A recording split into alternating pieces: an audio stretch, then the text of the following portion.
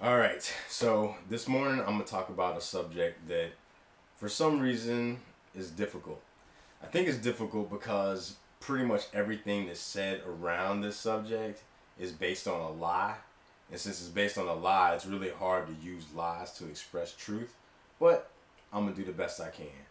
So today I want to talk about the reality of diversity and illusion. And the reason why I break it up the way that I do is because what I'm trying to express is that in reality, the universe and all that is in it is filled with diversity and it's all included. So that is to say that diversity and inclusion is actually reality. What a novel idea. The universe is already in on this thing that we're trying to create, a diverse and inclusive world. Guess what, y'all? It's too late. The world was already that way when we got here. But what happened is some people kind of jacked it up. Not because they were bad people. They just caught up in their collectives. They did what they had to do to survive. They perpetuate their own culture and their own experience. And people did that all over the world. We're still doing it today. Unfortunately, or fortunately, we're now living in a space where there's so many ways to communicate with each other that it's starting to get very difficult for us to exclude or to live or continue to live in the illusions that we've been living in for so very long.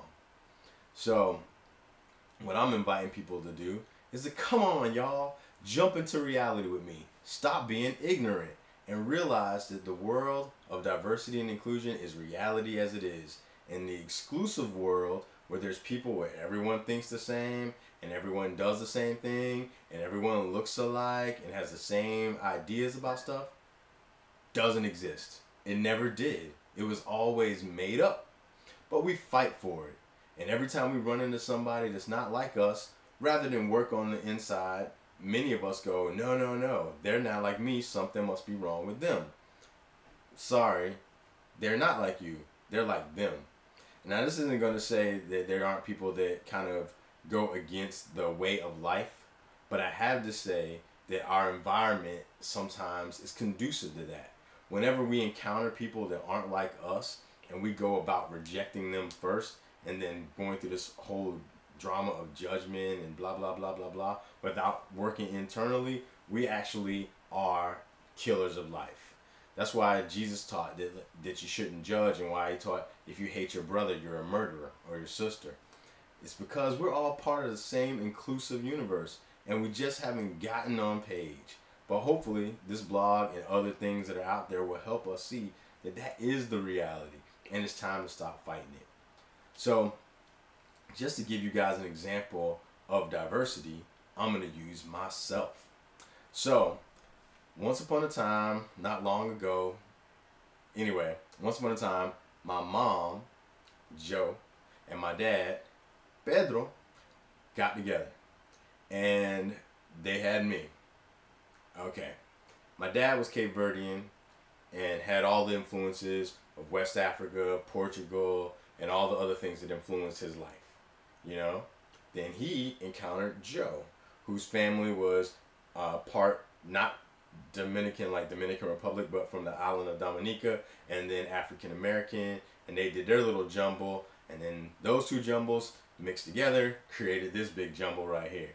Now that would have been enough that I had those cultural influences coming together and converging and creating me.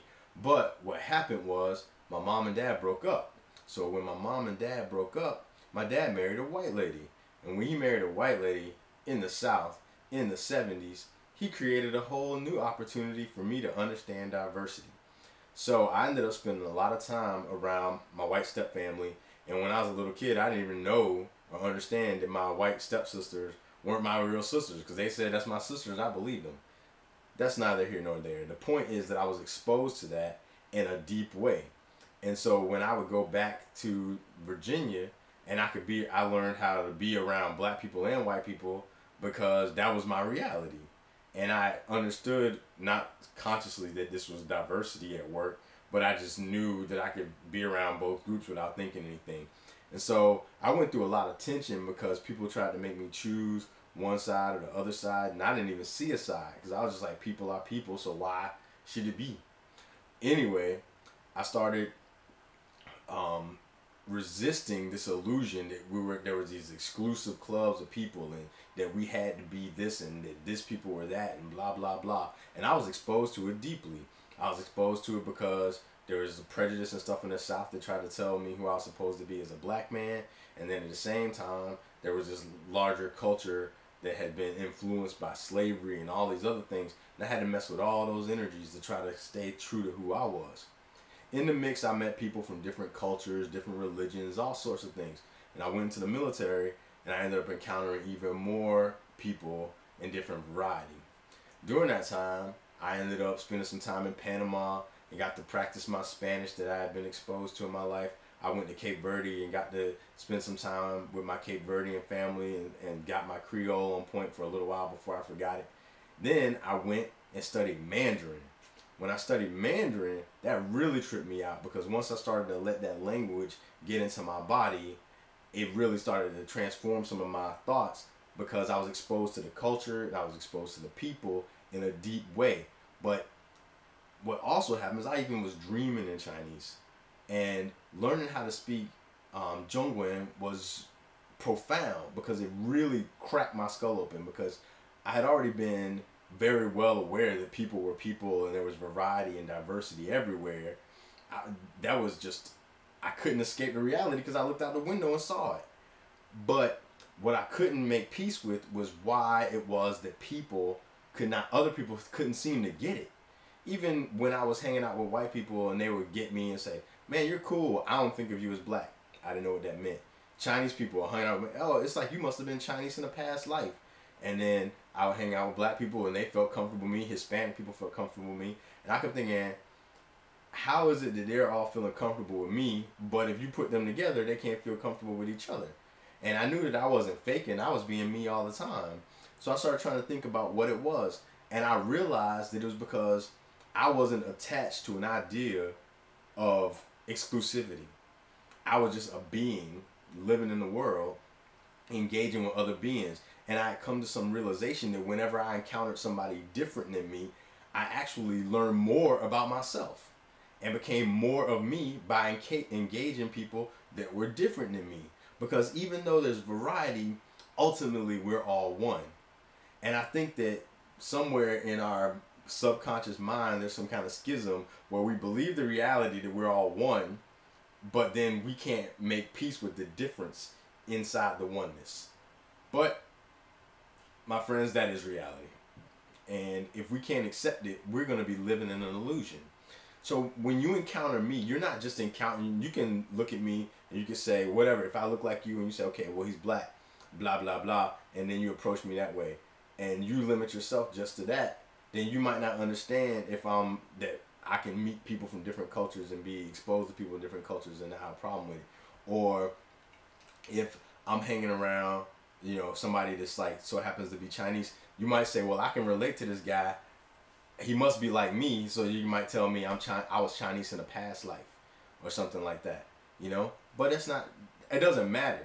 What matters is embracing that variety is everywhere, that we're all a part of it, that there's no escape from it. It is reality. And even you people who work in diversity and inclusion, please wake up. Because when you are talking to people about diversity and inclusion, you have to be aware that you're speaking to them about reality. Because if in your mind you're operating from exclusivity and don't realize it, or you're even trying to resist exclusivity, then you're not giving justice to the very work that you're doing. Because there's no reason to resist exclusivity when it doesn't even exist in the first place. It's just an illusion. So I invite you to wake up from this illusion. Get out of your head, stop believing something that isn't true, and start working in the truth. When people start trying to deny the value of diversity and inclusion, just beware that these people are ignorant. And it's not ignorant because they're bad people, it's because they're caught up in something that is not reality. They know it, you know it, but deep down, we still have that impulse to protect ourselves. If you've seen the movie 42 about Jackie Robinson, you know what I'm talking about. The reality was that Jackie Robinson was an excellent baseball player, and he should have been able to, in our society, go as far as he could go with the abilities that he had. But because people believed in exclusivity, they had this idea in their mind, he doesn't belong here. Why? Because they were lazy. They were lazy mentally, and not willing to do the work inside of themselves to engage what happens when you encounter somebody different than you. But what happens is they unlock a greater part of you. You are invited to your own greatness by engaging people that aren't like you, and you don't even know it. It's the keys to the kingdom, people, to just know that this variety, this abundance, this like diversity that's included in this grand design is all for you to learn more about who you are. And when you find out who you are through meeting people who seemingly are not like you, you're going to find out that you're a lot richer than you thought you were. That being said, read the stuff below. Hopefully this starts to make some sense to you. And if you have some questions, respond. And you know what? Most importantly, if this speaks to you in any way, pass it on, because there are so many people out here that are trying to scratch their heads figuring out like why this thing isn't making sense. This world that we're wrestling with. But it's because we're wrestling with something that's not even there. It's an illusion. So if you want to snap out of it, there's people out here who are working in that direction. Let's all get together and embrace reality as it is, and stop hiding behind what is not.